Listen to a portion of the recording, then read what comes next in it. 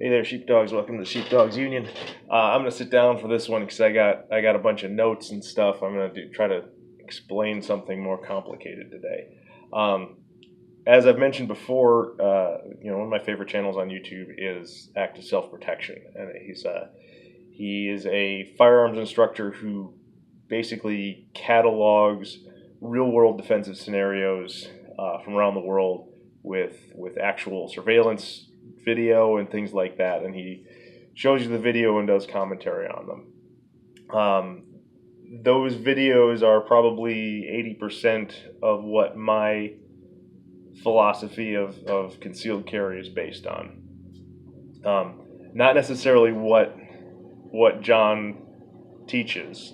I don't necessarily agree with his assessment of those scenarios every time, but the scenarios themselves are what I've based everything that I do on. So I'm going to give my list of, I've got 7 takeaways that I have from hundreds of videos that I've watched to this point. So number 1 is something that John would agree with, the guy who runs the channel, and that's spiritual fitness. Basically, you need it for you in case you fail, and you need it for everybody else in case you succeed. If yes, there's the first and obvious thing is, if you believe in God and you believe in the afterlife and you're going to engage in a potentially deadly thing, you need to be, ready for those consequences. But I think more importantly, and even if you're not a Christian, even if you are a total atheist, you need to have your heart in the right place if you're going to be engaging in the use of deadly force. And if you have the wrong mindset, if you have the wrong spiritual attitude towards what you're doing, then you can harm people who didn't harm you. You can fail to help people that you should have helped. You can create all sorts of problems if your head and your heart's in the wrong place when you engage in a defensive shooting. Number 2, which also I think John would agree with, and that is be prepared all the time. You have to always have the tools that you need on you for that type of situation, because you don't have control over when it's going to happen. So what that means is you've got to find a system that works for you, that you will carry every single day, even if it's not the best system, because the system that you actually carry is better than the full out tactical gear kit that you've got sitting at home. And I've talked before about how I prioritize comfort and discretion in my carry system. I pocket carry. I carry a small gun, although powerful, because again, it's something I've got to carry it all day, every day, in environments that may or may not be super permissible or permissive. I don't have the option of having.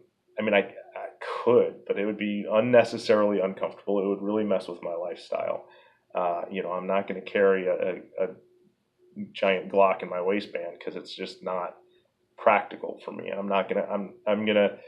Back when I carried a full size automatic, and I carried in a shoulder holster, it was more comfortable and everything than in the waistband. But while I never used it as an excuse not to carry, it did start to influence whether or not I was going to go out that day, because I didn't want to have to strap everything on and go, or it was uncomfortable, and it was, so, it needs to be something, because again, not only, is it not going to help you if you're not carrying it, well, you're not going to have the opportunity to help defend somebody else if you're not there. So if even if you're totally committed to carrying every time you leave your house, and the fact that your gun is so uncomfortable means you don't leave your house as much, well then, you haven't really made anything better.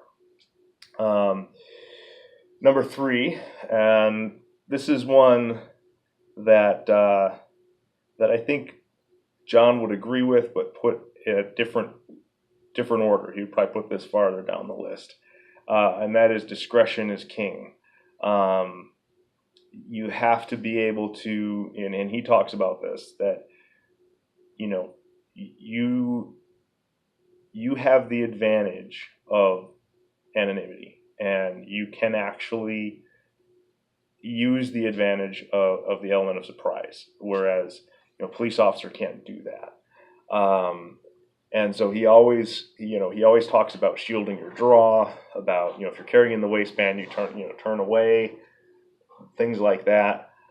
That's another reason why I very much advocate pocket carry. Now, again, the problem with that is it limits your options in the pants you wear. I have to wear big baggy pants that, if you don't I like wearing big baggy pants anyways, so it doesn't bother me. But if you have a thing for skinny jeans, well, it's not going to work, But when you're looking at different carry options, it's more, the most important thing is that you can get to it discreetly. If you can get to it quick, but it's not discreet, that's not an advantage. If it's discreet, but you can't get to it, like an ankle holster, that's not an advantage. So discretion is king. That's my number 3. Number 4, and this is one that a lot of people disagree with, and that is capacity doesn't really matter.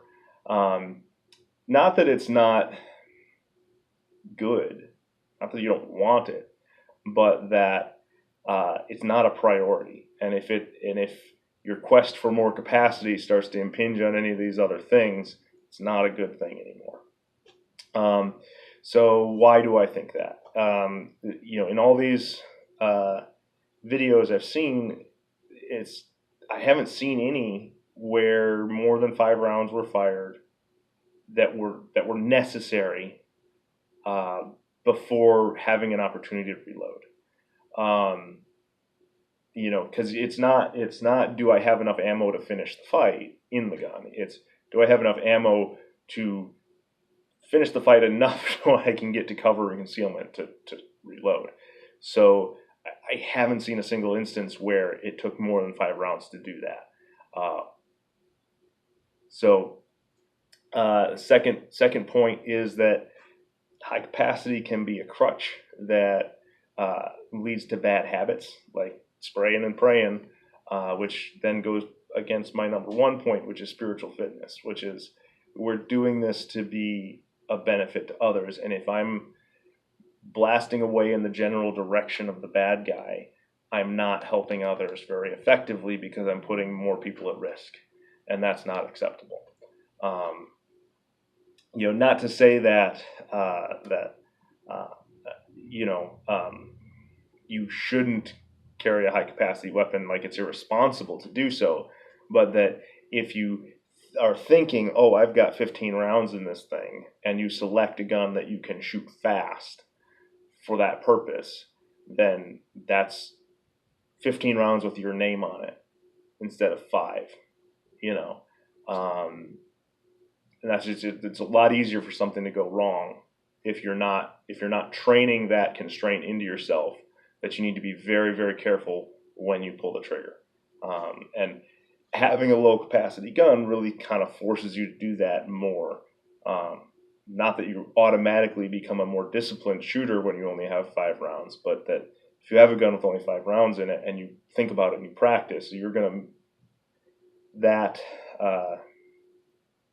that carefulness is going to be a higher priority in your training. And last point on that is that these priorities are reversed for cops. So because a police officer doesn't have anonymity, they can't do point number 3, which is discretion. They need the firepower to try to make up for that. And one of the things that I think is kind of a recurring issue in the concealed carry community is that most of the people doing training out there are former or current law enforcement.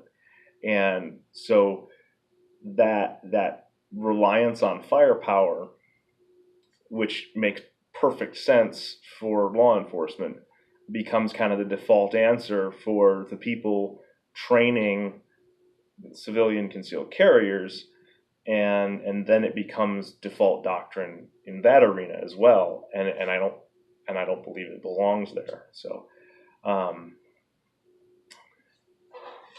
number 5, have a medical kit. Doesn't have to be super duper fancy. At least a tourniquet that can save lives. I can think off the top of my head of several situations in the news in the last year that have somebody died who wouldn't have died had there been a tourniquet on hand fast enough. So the tourniquet's first priority, and you can get them. This is the one I carry. It's smaller than most people's wallet, and it could save a life. So yeah, at least that. Something like some Quick Clot, something like that. Also, it can help. The Israeli bandages, things like that, are all great. But going back to going back to number 2, don't go so overboard that you stop carrying it. And that's kind of what I did at one point. I went a little overboard on my medical kit, and it became a burden. And so I ended up paring it back to just the tourniquet because I didn't have room for it in my system. Number 6 is training. This is one that a lot of people would disagree with me on. I think, yes, everybody needs training, but what you mean by training may not be what they're selling. So classroom training is a mixed bag. Just because something can be done wrong doesn't mean you need classroom training to fix it. And having classroom training doesn't prevent you from screwing up. So I've run into this in culture a lot, especially when I was working for the military, that there was this idea that, we send you to this class, you go through these exercises, and now you're an expert, and we can just trust what you do and what you say, and we don't have to follow up. And that's just not how it works. For shooting and stuff, you're practicing your draw. It's practice that matters more than training. So there may be a thing here or there that somebody might be able to point out. Oh, well, your grip's a little off. You might be able to shoot better like this. But that stuff too can become a crutch. If you put all of your practice into this ideal scenario, and then you find yourself in a very much less than ideal scenario, your training isn't going to be applicable, and you're gonna do the wrong thing because you trained to do it, and you trained so much to do it that you do it automatically without thinking. And so you got to be careful that you don't train in bad habits like that. And they may not even really be bad habits; they just may be habits that don't work all the time. So it's always good to, when you practice different shooting positions, different drawing from different positions, things like that. And that's something that can be done very easily with dry fire practice, which I advocate for a lot, which is one of the reasons that I prefer revolver, or at least a double action only system, because it makes dry fire practice easier to do, and so you do it more. And that's really probably one of the most important things in terms of physical skill for concealed carry and shooting in general is dry fire practice. So Um, so third point under that I have had here is don't do anything medical unless you know what you're doing. But that doesn't necessarily mean you took a class. And it doesn't necessarily mean that you took a class, now you therefore know what you're doing, as I said previously. So don't carry a piece of medical equipment that you don't know how to use. But you you may not have a certificate that gives you credentials that says you know how to use it. But if do your research so that you do know how it works. Because I've had that comment from people about tourniquets that you need training on how to use it. That's okay. There are people out there who can't figure it out on their own, sure, but if you know how it works, the training on how to use it is very simple. So you can just look that stuff up and figure it out. You don't necessarily need to go take a class, but do seek that knowledge. Don't just assume you'll figure it out on the spot, because you might not. And number 7, this is something that John hits on a lot, that he puts it a high priority, and I put it that this is the last thing on my list. And that is empty-handed skills. And I would probably, I forgot to mention less lethal options. Let's talk about less lethal options first. It's a good thing to have them. A good thing to have something, but it's pepper spray is not necessarily the best, because it can come back on you. It can hit bystanders, all that.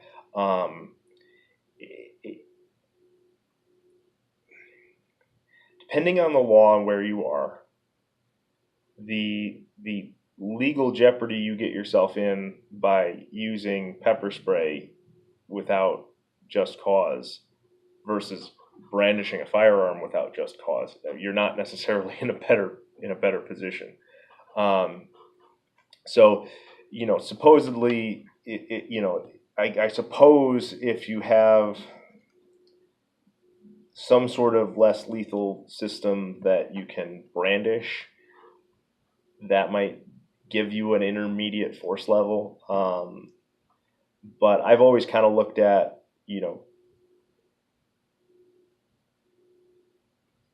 there aren't a whole lot of situations in which, quote unquote, intermediate force level is actually appropriate.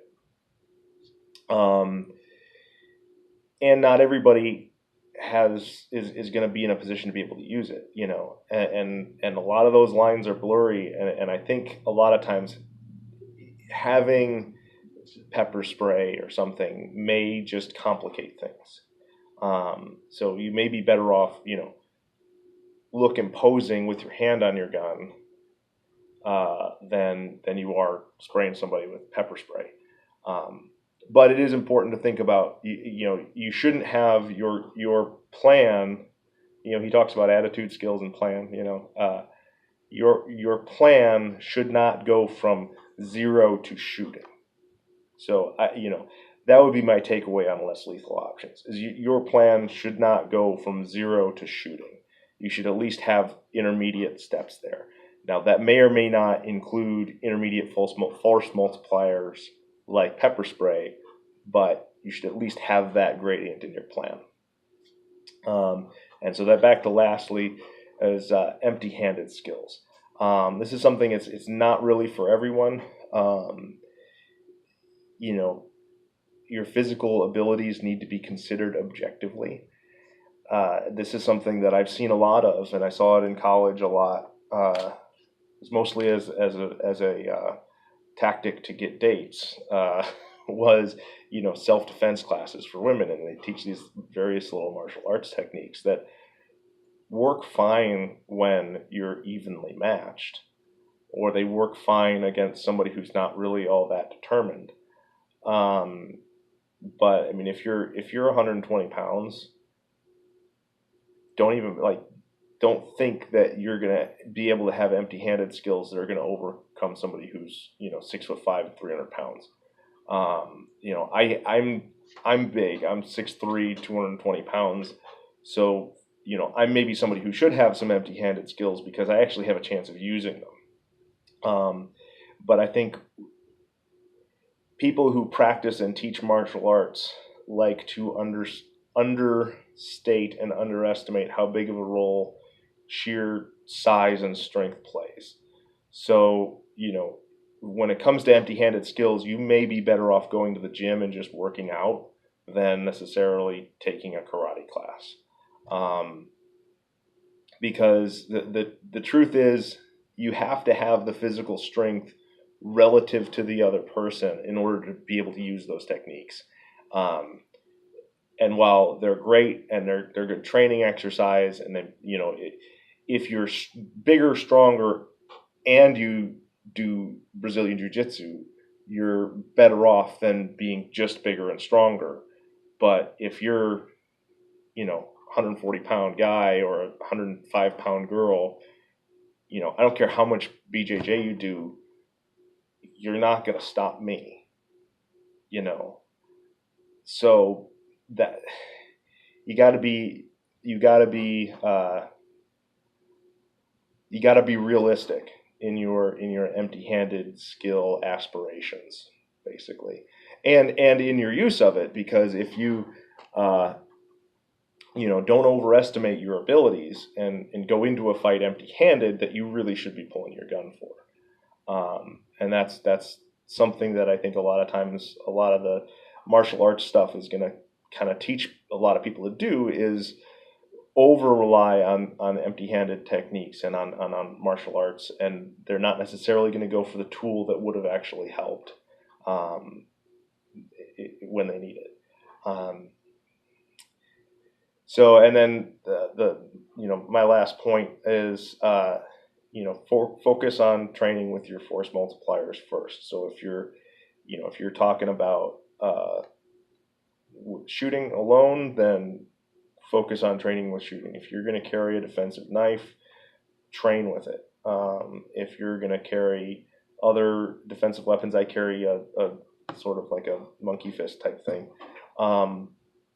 Practice with it. Have a plan to how to use it. Know what it feels like to swing it around as hard as you can. That kind of thing.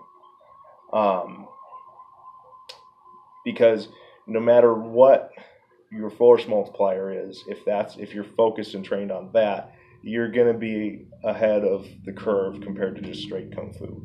So that's it. I'm sure a lot of people will disagree, but that's my broadest sweep of philosophy of civilian defense and concealed carry. So with that, give it some thought. Give me some comments. All 5 of you who might watch this. If you have any different thoughts, I'm always trying to learn. So with that, good luck. I'll see you next time, and always remember to be ready to be somebody else's miracle. See you later.